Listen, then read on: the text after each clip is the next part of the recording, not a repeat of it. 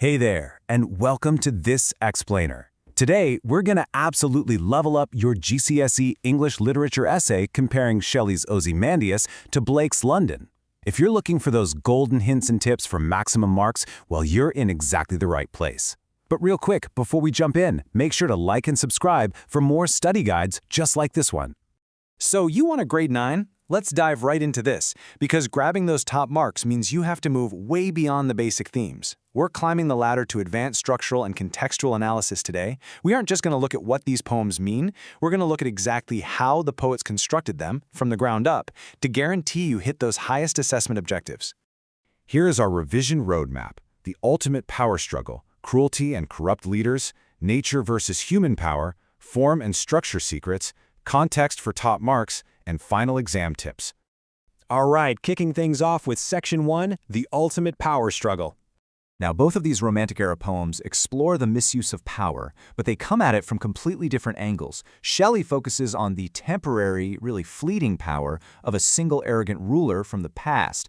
Blake, on the other hand, he focuses on the ongoing, widespread, and systemic oppression of an entire city in the present day. So in Ozymandias, human power is ultimately totally futile, but in London, human power is this overwhelming force that's just crushing everyday people. Moving right along to Section 2, Cruelty and Corrupt Leaders. To build our grade 5 and 6 foundation, let's look at how both poets present explicit cruelty. Shelley uses some brilliant language here to describe the shattered statue's face. The alliteration of that hard C sound in cold command perfectly captures the heartless, completely unfeeling cruelty of the pharaoh Ramesses II, also known as Ozymandias.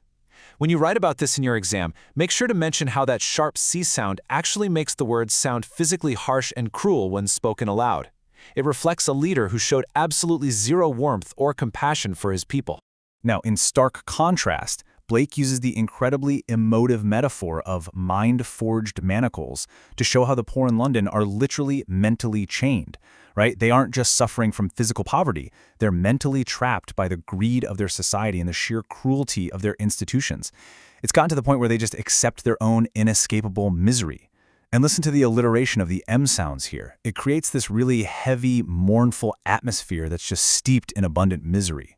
So, while Shelley's tyrant is a literal colossal wreck half sunk in the sand, which means his cruel power has completely faded away over time, Blake's oppression is actively happening in the present moment, trapping everyday people in this vicious cycle of suffering. Essentially, Shelley gives us a tyrant who is dead and gone, Blake gives us a tyranny that is very much alive. Next up is Section 3, Nature versus Human Power. Okay, to step up to a grade 7 or 8, we really need to compare how both poets pit human ambition against the ultimate, unstoppable force of nature. Blake heavily repeats the word chartered in the opening of his poem. Why? To show how wealthy humans arrogantly try to own, map, and control absolutely everything, even nature itself. But check out the juxtaposition here. Despite the streets and the river being rigidly chartered or privately owned by the rich, the river continues to naturally flow. It's this subtle hint from Blake that human attempts to dominate nature are completely futile. You can try to restrict it, but you just can't stop it. Shelley similarly uses the vast, empty desert as a powerful metaphor for time and nature's supremacy. The alliteration in lone and level emphasizes the vast, unending power of the desert. It creates this profound sense of absolute emptiness around the broken statue. The sand acts as a symbol of nature effortlessly destroying all human achievements, quietly erasing the great, mighty Ozymandias from history. The key takeaway here is that both poets firmly agree on one thing. Despite mankind's massive sense of entitlement and arrogance, nature will always be the superior force. In your essay, contrast Blake's bustling, restricted city, where nature is attempting to be chained, directly against Shelley's empty, boundless desert, where nature has already won the battle. Let's get into Section 4, Form and Structure Secrets. Okay, here is your grade 9 clincher. Examiners absolutely love when you can accurately analyze form and structure to back up your thematic arguments. Let's look at how these poems are physically built. For example, Shelley uses a really powerful structural technique called a caesura in the short sentence, "Nothing beside remains." He places this right after the arrogant inscription on the statue's base. By putting a full stop smack in the middle of the meter, he brings the rhythm of the poem to a grinding halt. This isn't just a pause, guys. It physically represents the breaking up and the sudden jarring end of Ozymandias' power. And this brings us to the ultimate contrast in structure between the two poems. Shelley's subverts the traditional love sonnet. Instead of maintaining a perfect rhyme scheme, it becomes irregular and mixed. This beautifully reflects how human power is fleeting and how established power structures eventually just break down. On the flip side, Blake uses ballad quatrains with a highly repetitive, incredibly strict AB-AB rhyme scheme. This perfectly mirrors the relentless, rigid, and inescapable control of urban life in London.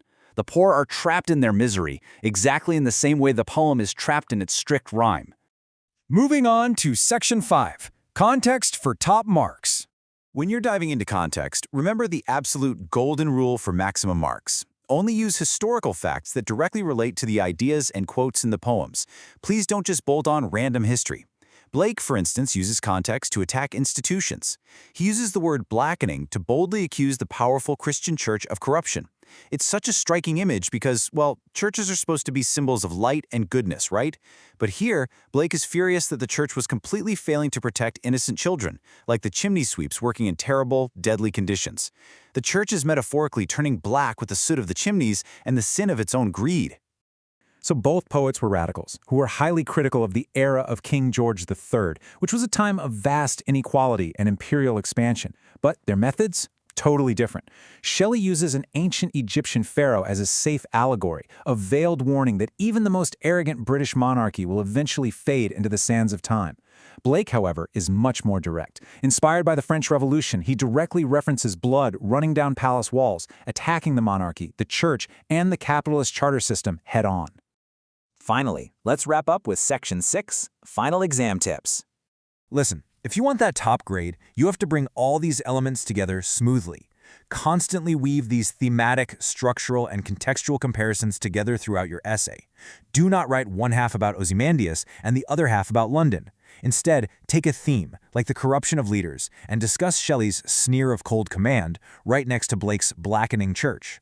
Show the examiner you understand exactly how a strict rhyme scheme in London contrasts with the broken, irregular sonnet form in Ozymandias to reflect their differing views on the permanence of power. So, think about that question as you write your practice essays. Is it Shelley's vision of power ultimately meaning absolutely nothing, or Blake's vision of everyday people trapped in endless, mind-forged suffering? Which one is darker? Drop your answer and your reasoning in the comments below. And hey, don't forget to like and subscribe for more explainer guides to help you totally crush your GCSEs. Best of luck with your revision, and I'll catch you in the next explainer.